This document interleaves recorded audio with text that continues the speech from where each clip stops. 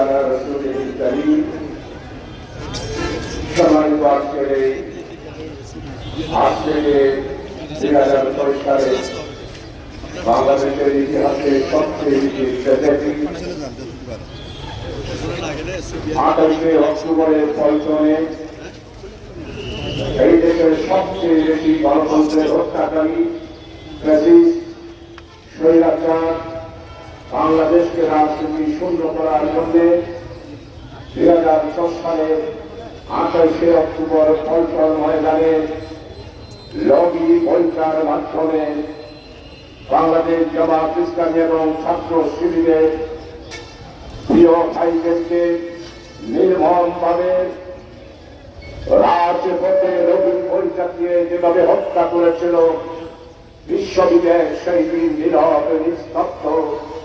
অর্জনে অনয়নে বিশ্বের সমস্ত মুসলমানেরা সেই দিন ঠান্ডায় ভেঙে পড়েছিল। আপনারা জানেন এই পার্টি এই স্বৈরাচার এবং বাংলাদেশের কোন রাজনৈতিক দলের সমাবেশ শান্তিতে করতে দেয় নাই।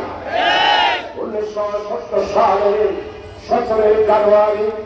আমাদের সাবেক আমির জামাত বিশ্ব রঞ্জিত নেতা এই দেশের গণতন্ত্র প্রতিষ্ঠার ইতিহাসে অগ্রগামী নেতা বাংলার কৃষক শ্রমিক মেহনতি মানুষের মুক্তির ঠিকানা অধ্যাপক গোলাম আজমকে 1970 সালের এই পল্টন ময়দানে হত্যা করার জন্য আওয়ামী লীগ ছাত্রলীগ সেই দিনের যুবলীগ সশস্ত্রভাবে পল্টনের উপর হামলা করেছিল। জামাত ইসলামী সেই এবং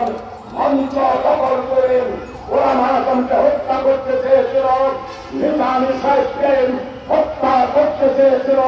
পাকিস্তান আমলের জামাত ইসলামের পল্টনের জনসভা